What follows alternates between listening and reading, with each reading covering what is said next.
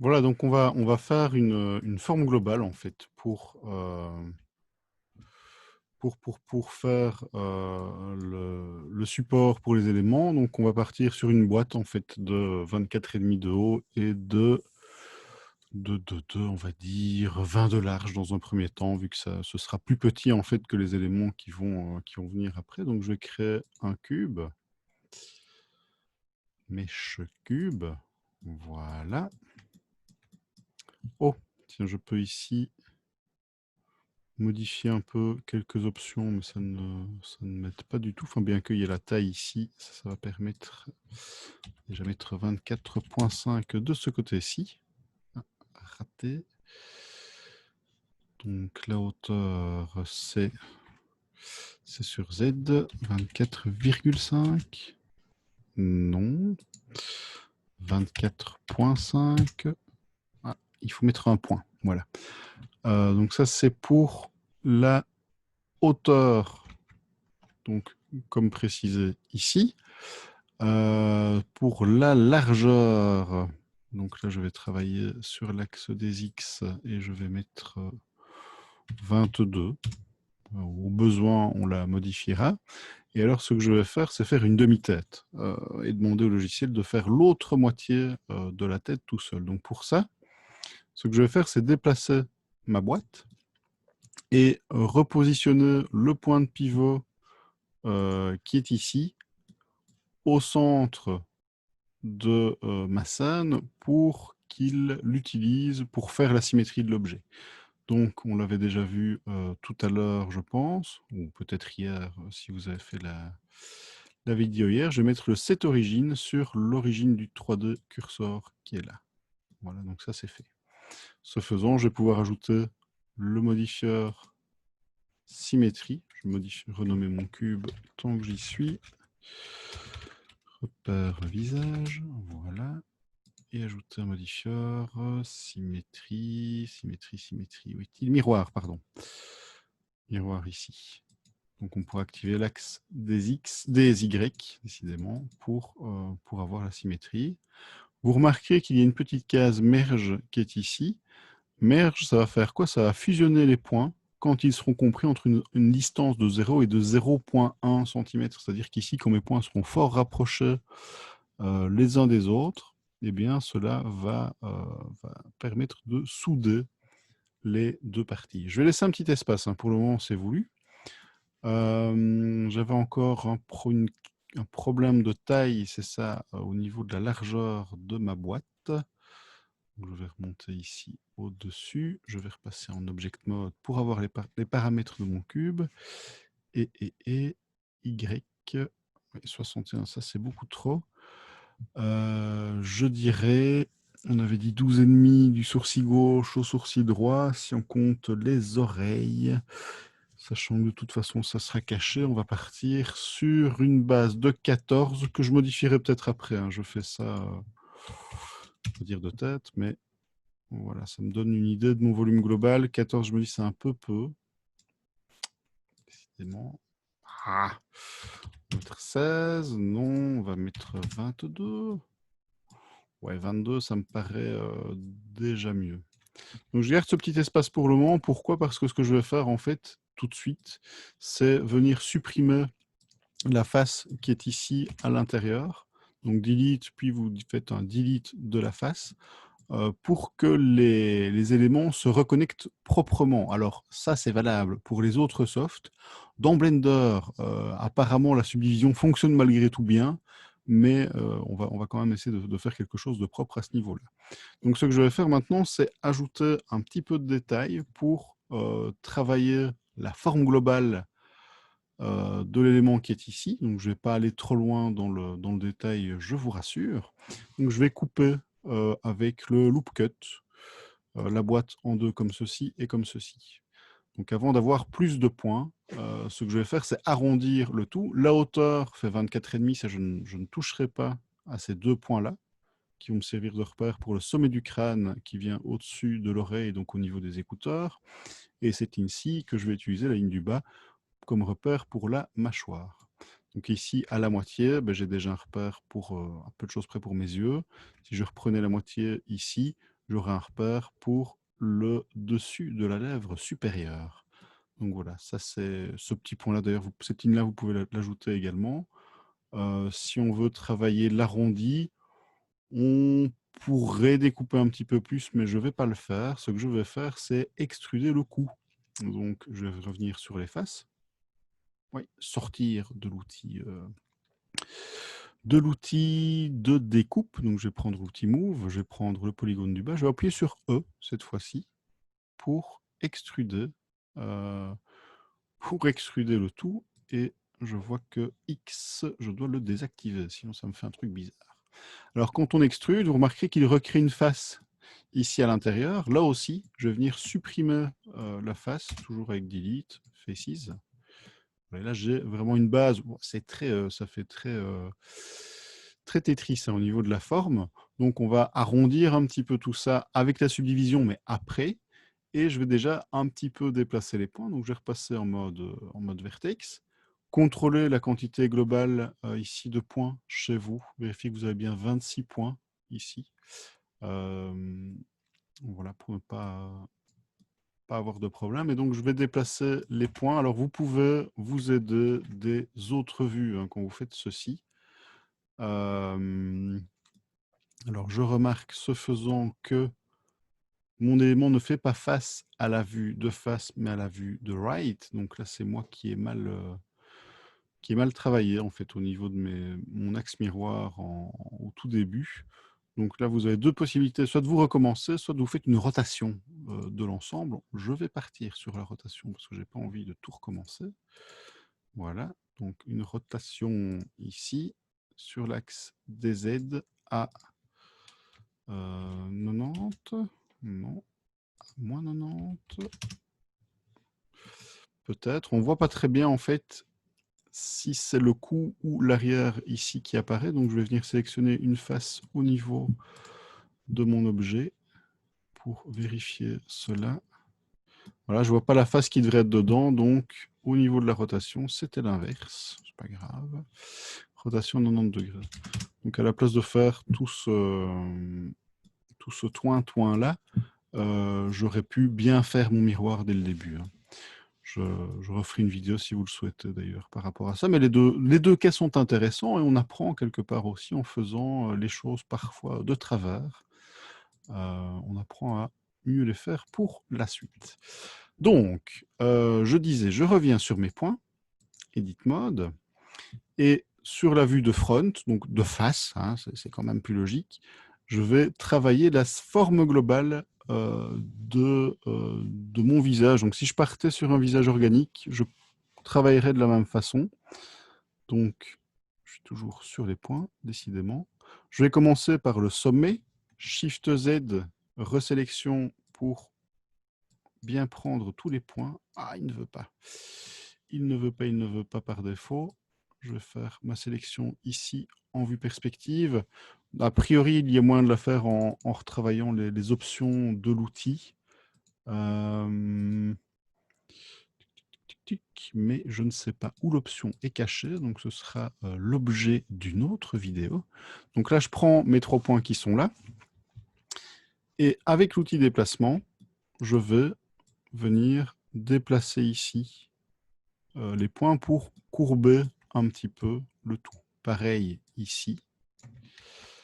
Décidément, les sélections Shift Z, je vais faire comme ceci. Donc là, j'ai 5 points de sélectionnés. Je vais les déplacer vers la gauche.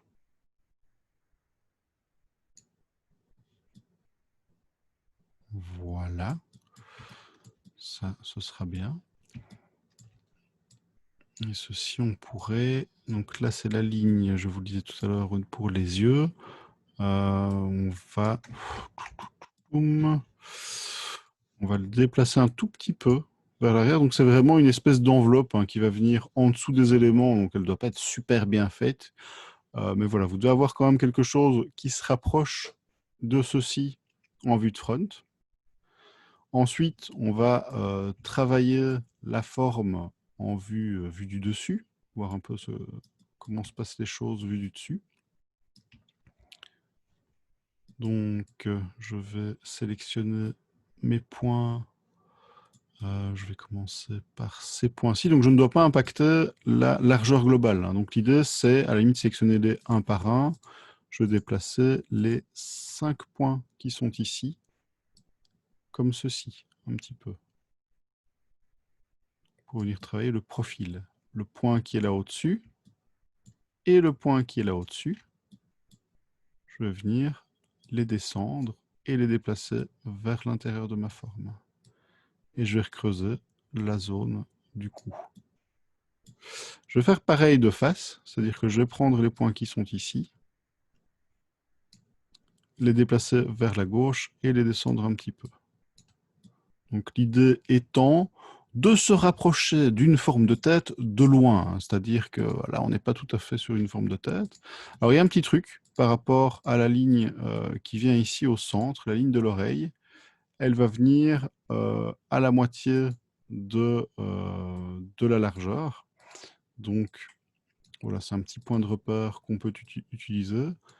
Et ceci, donc ça c'est le menton, je pourrais peut-être le tirer un petit peu vers l'arrière. Voilà, et là je vais décrocher les points également et les déplacer vers l'arrière. Donc au niveau des vues, là je suis en vue de right. Je rappelle qu'avec 1, 2, 3, 4, 5, 6, on ne modifie que la vue du haut. Donc ça peut être embêtant d'avoir cette vue de droite. On peut toujours repartager son écran, donc splitter son écran. Donc là, je vais faire un vertical split. Hop, voilà, en avant. CTRL ALT Q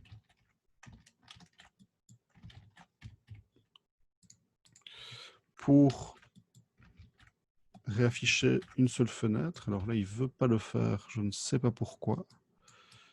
Pourquoi ne veut-il pas? Tiens.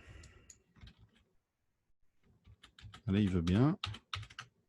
C'est mon clavier qui craque un petit peu. Donc, tout ça pour dire qu'en appuyant sur la touche, enfin les touches 1, 2, 3, 4, 5, 6, 7, 8 du pavé alphanumérique, vous allez pouvoir changer de point de vue. Alors moi, ce qui m'intéresserait, c'est la vue de left, c'est-à-dire pour voir les lignes de mon maillage et pour pouvoir bien vous montrer la structure de vue de left. Donc, je vais venir dans View et ici, je vais venir choisir la vue de left. Normalement, c'est CTRL numpad 3, voilà, donc c'est CTRL plus la touche 3. Je ne le savais pas. Voilà, donc ça va vous permettre d'avoir un support visuel pour voir comment positionner vos points par rapport à la structure qui est ici. Donc cela pourra vous aider. Voilà, on est dans l'approximative, je le disais. Je vais décaler ici, désuperposer les points également. Là, je vais vous mettre la vue de face. Donc, numpad 1. Je vais désuperposer les points qui sont ici aussi. Et voilà la structure que vous devriez obtenir à peu de choses près. Tous les points qui sont ici au centre, je vais les déplacer en Y, ici, à 0. Donc, je vais par contre aller attraper les points qui sont derrière, Shift Z, Y, et là je mets 0. Donc ça me permettra, à la symétrie, j'en ai oublié un ici, de bien se faire par la suite. Ok, décidément, je n'avais pas attrapé tous les points. Donc pensez toujours à tourner autour de votre objet, à vérifier vos sélections quand vous faites une opération. C'est une des clés parce qu'on oublie toujours bien un point quelque part.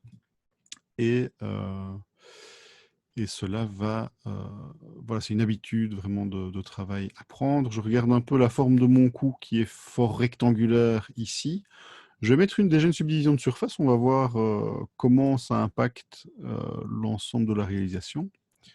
Voilà, donc on obtient ceci. C'est pas terrible, hein, enfin c'est une base en fait. C'est pas mauvais, c'est pas bon non plus. Vous ne sauriez pas vous planter. Donc si vos points ne passez pas 3 heures à essayer de placer les points exactement au même endroit que moi. Ce n'est pas, c'est pas utile. C'est vraiment une forme temporaire pour la réalisation du visage. Ok. Donc globalement, ça va se rapprocher de quelque chose de ce type-ci. Je vais passer ici au rayon X, Alt Z.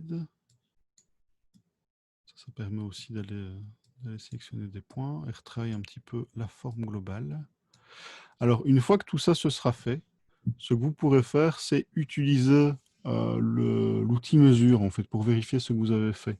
Donc, je vous disais, de l'arrière du crâne jusqu'au sourcil, on doit avoir entre 20 et 24,5. Là, c'est trop petit. Donc, on constate également qu'avec la subdivision, comme j'ai un objet peu détaillé, ben, la forme se compresse, se comprime. Donc ça, c'est trop petit. Je vais me remettre en 1. Ici, au niveau de la hauteur globale, je devais avoir 24,5. Je suis à 30 cm parce qu'il y a le cou. Donc c'est sans le cou, pardon, les 24,5. Donc c'est du menton au sourcil. Tiens, j'ai enlevé le... Je ne sais pas pourquoi j'ai enlevé la subdivision de surface. Voilà, la hauteur, là, je pourrais, on voit qu'avec le décalage, le point remonte. Donc je pourrais tirer un petit peu sur les points qui sont ici et les remonter un petit peu. Et alors, de face, je vais regarder la distance du sourcil gauche au sourcil droit. Donc c'est la distance des yeux au menton. Ça fait 12,5. Là, ça c'est bien juste. Et donc du sourcil gauche au sourcil droit, je vais avoir également 12,5. Donc je me rends compte que du sourcil gauche au sourcil droit. Les sourcils vont des deux côtés. Voilà, je vérifie en fait simplement que mes sourcils ne sont pas complètement au bord du visage. C'est-à-dire que j'ai un petit peu de matière ici pour pouvoir faire les tempes, pour attaquer éventuellement le volume de la boîte crânienne. Donc voilà, l'espace qui est ici, lui par contre ce sera un peu plus resserré. Donc je vais prendre les points là. En vue de left parce que je sais que j'ai comme ça 5 points. Le point du centre, ici, on ne va pas le déplacer. Donc shift-clic sur le point qui est tout derrière. Donc c'est 3 points que vous allez devoir déplacer un petit peu comme ceci. Ça se rapproche un peu plus de la forme d'un œuf qui serait sur la pointe au final. Donc voilà.